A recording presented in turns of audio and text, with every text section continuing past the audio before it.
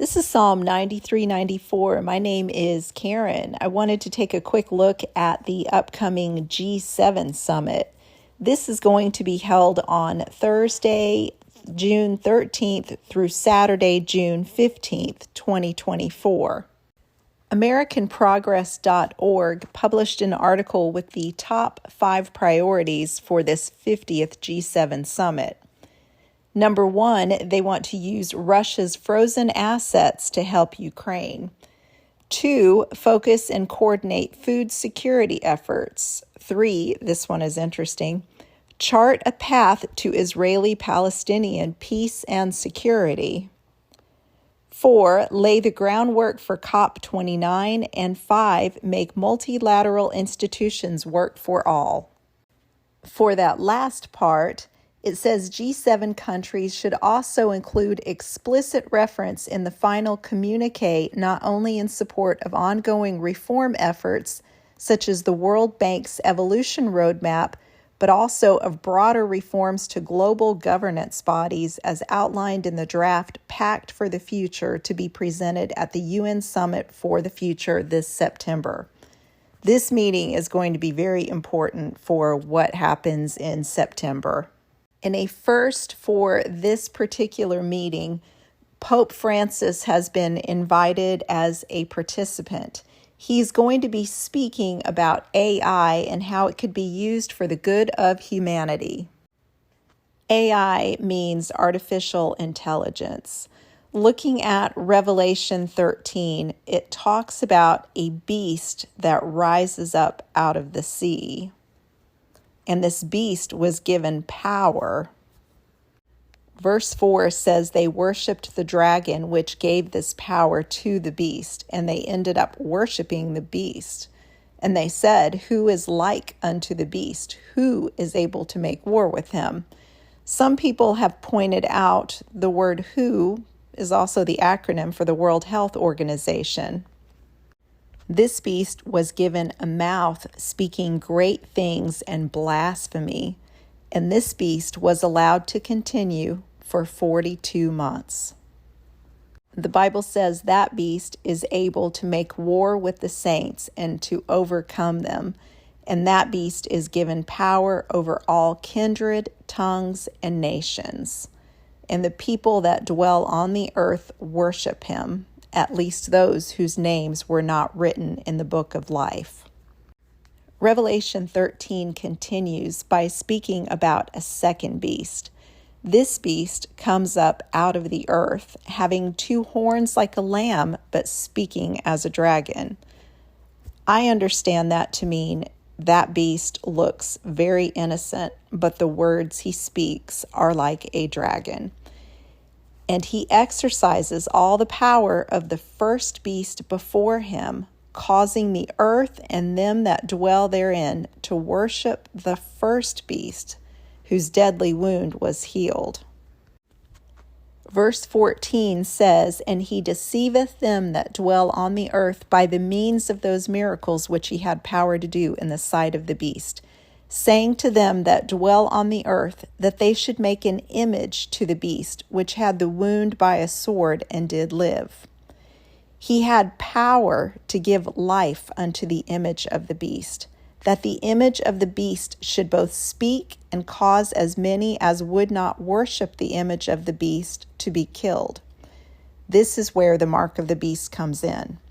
He causes all, small and great, rich and poor, free and bond, to receive a mark in their right hand or in their foreheads, so that no man might buy or sell, save he that had the mark, or the name of the beast, or the number of his name.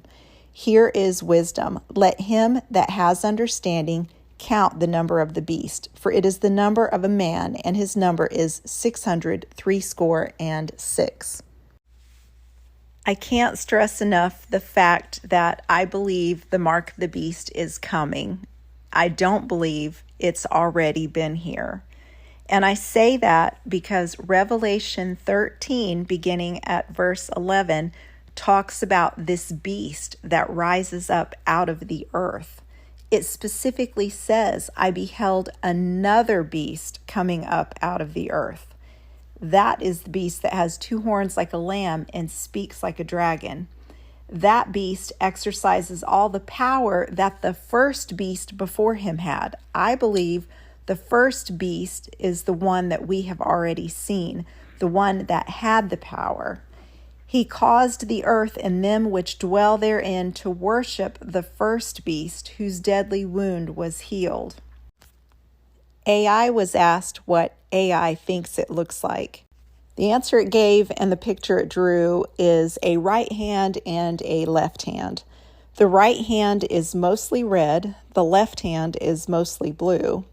The right hand has its palm open, and the left blue hand has its fingers curled as if it's ready to grab the right hand.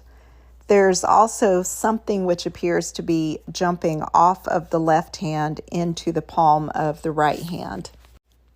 AI can look like a very realistic person. Revelation 13 speaks about the first beast and the second beast. The first beast that rises out of the sea has 7 heads and 10 horns. The Pope is going to be going to the G7 summit. The second beast that arises out of the earth talks about making an image to the beast. And this image comes to life, and it breathes, and it speaks. We have the Pope going to the G7 summit talking about artificial intelligence, an image that can look like it comes to life. There's a group called Earth Sabbath, and this is one of the videos they put out.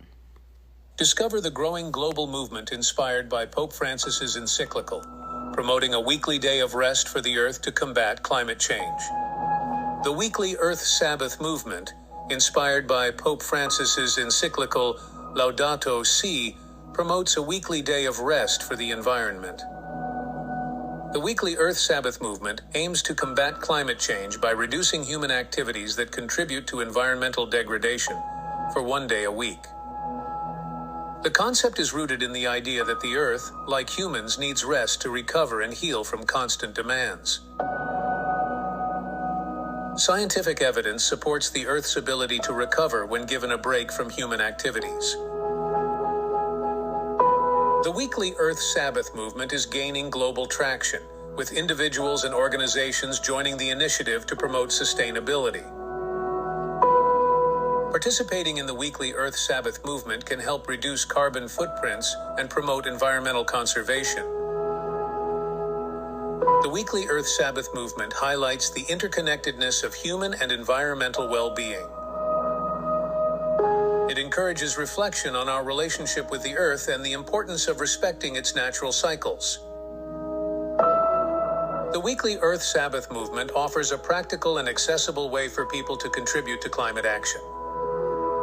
It aligns with biblical teachings that emphasize the importance of taking a day of rest to honor God and creation.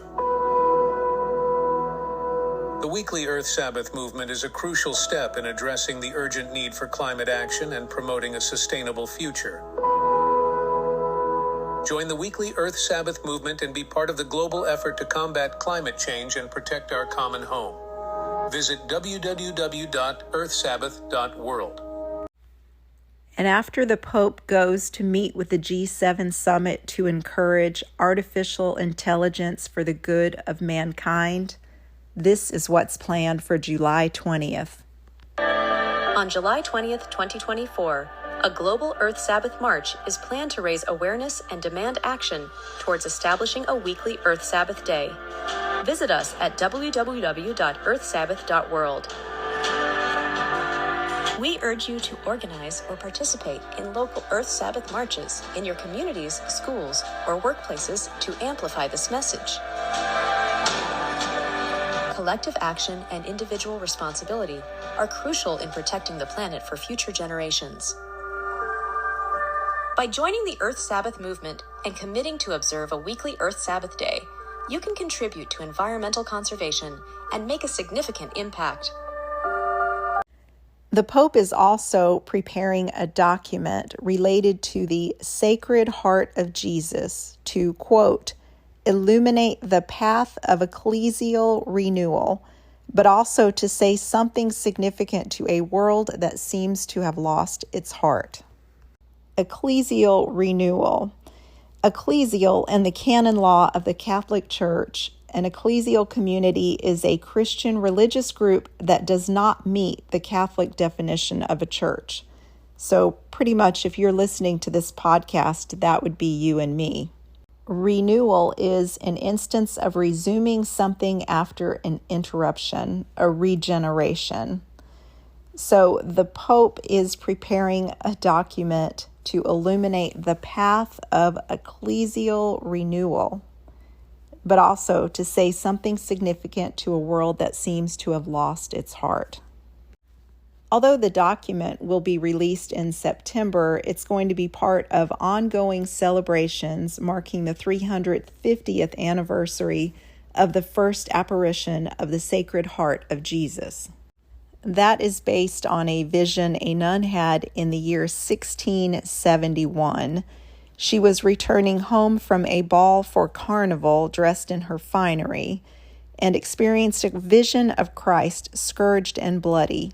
She said he reproached her for her forgetfulness of him, yet he also reassured her by demonstrating that his heart was filled with love for her because of the childhood promise she had made to his blessed mother, the Virgin Mary.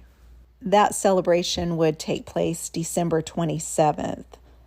Of note is the Jubilee year begins with the opening of what the Pope calls the Holy Door of St. Peter's Basilica on Christmas Eve 2024. These, quote, holy doors are only open during the Jubilee year. Revelation 3 verses 7 and 8 say, "See, I have set before you an open door, and no one can shut it. For you have a little strength, and have kept my word, and have not denied my name." John 14:27 says, "Peace I leave with you, my peace I give you. I do not give to you as the world gives. Do not let your hearts be troubled, and do not be afraid.